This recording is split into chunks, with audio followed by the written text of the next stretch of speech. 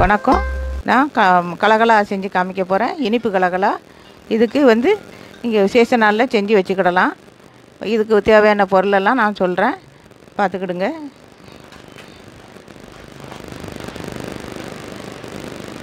இப்போ மைதா 1 கப்பு, அரை கப்பு சீனி, அதில் 3 ஏலக்காயும் போட்டு அரைச்சி வச்சுருக்கேன். அரை ஸ்பூன் நெய், ஒரு சிட்டிகை சோடாப்பு. இதை மொத்தத்தில் ஒரு பாத்திரத்தில் போட்டு நம்ம அதை கிளறிட்டு கொஞ்சம் தண்ணி தெளித்து பிசைஞ்சி வச்சுட்டு 10 நிமிஷம் ஊற வைக்கணும். ஊற வச்சு தான் அதை தேய்ச்சி டைமண்ட் ஷேப்பில் வெட்டி எண்ணெயில் போட்டு பொரித்து எடுக்கணும். இது ரொம்ப சிம்பிளாக உள்ள வேலை தான். வாங்க நான் செஞ்சு காமிக்க பாருங்கள். இப்போ பாத்திரத்தில் மைதாவை கொட்டிட்டேன். அடுத்தது இப்போ ஜீனியை கொட்ட போகிறேன். ஜீனியும் போட்டேன்.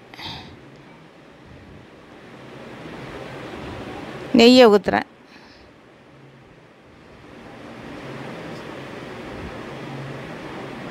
ஒரு சிட்டிகை சோடாப்பு, அதையும் அது கூட சேர்த்துட்றேன்.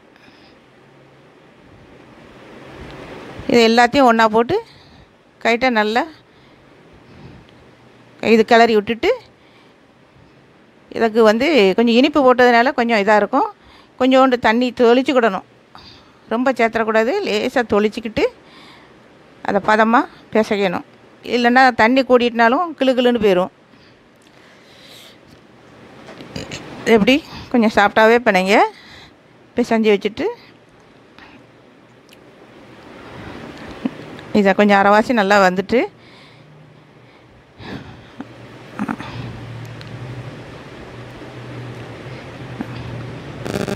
மாவும் பதத்துக்கு வந்துட்டு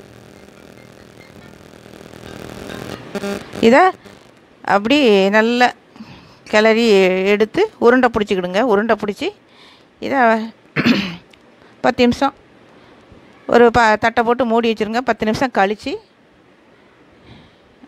அந்த பாருங்கள், இந்த அளவு பதம் பார்த்துக்கிடுங்க.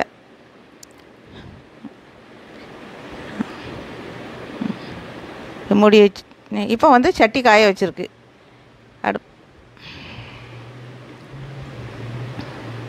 இதில் வந்து நான் இப்போ எண்ணெய் ஊற்ற போகிறேன். ஆனால் அடுப்பை கொஞ்சம் சிம்லேயே வச்சுக்கிடுங்க. ரொம்ப சூடாகிட்டுனாலும் அது போட்டால் கருகிரும், உடனே நின்று வேகணும்.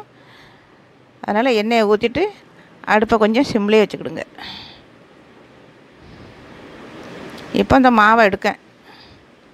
இந்த மாவை எடுத்து இந்த பலகையை எடுத்து வச்சுருக்கேன்.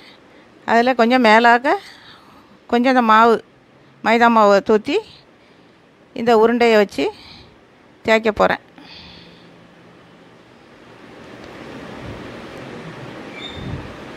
இதை கொஞ்சம் மெல்லிசாவே தேய்ங்க.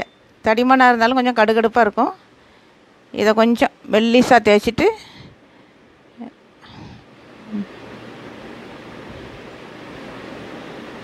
கத்தி வச்சு டைமண்ட் ஷேப்பில் அதை அப்படி கட் பண்ணி எடுத்துக்கிடுங்க.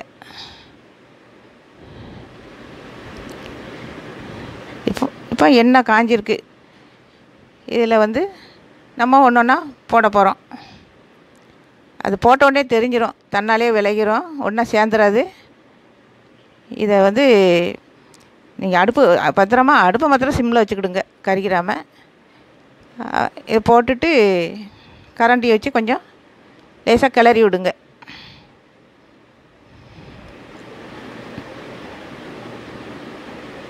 பார்த்தீங்களா, நல்லா பிரிஞ்சு தனித்தனியாக இருக்குது. கருக விடாமல் பார்த்துக்கிடுங்க. இதை வந்து கொஞ்சம் அந்த சலசலப்பெலாம் அடங்கி அந்த இப்போ அல்ற டயத்துக்கு வந்துட்டு அந்த சலசலப்பெலாம் அடங்கிட்டு இதை வந்து நம்ம இப்போ எடுக்கத்தான் போகிறோம்.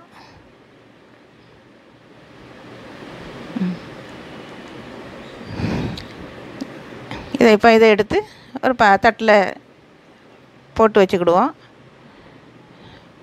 உங்களுக்கு எண்ணெய் இருந்ததுன்னா ஒரு டிஷ்யூ பேப்பரை விரித்து அதில் தட்டி வச்சுக்கிடுங்க.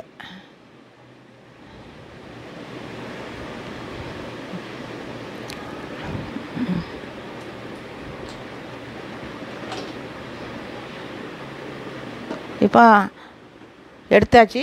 அடுத்த ஈடை போட போகிறேன். அது கட் பண்ணி வச்சுருக்கோம்ல, அதை போட போகிறேன். எப்போவுமே நீங்கள் தேய்ச்சி காய வச்சிடாதீங்க. அடுத்தடுத்து தேய்ச்சி கலகலாக ரெடி ஆகிட்டு உங்களுக்கு காரம் வேணும்னா உப்புத்தூளும் கொஞ்சம் மிளகாத்தூளும் போட்டு இதே இதில் செஞ்சுக்கிடுங்க. செஞ்சு பார்த்துட்டு வீட்லேயும் நீங்கள் கண்டிப்பாக செஞ்சு பாருங்கள். செஞ்சு பார்த்துட்டு எனக்கு சொல்லுங்கள். வீடியோ பார்த்ததுக்கு ரொம்ப நன்றி.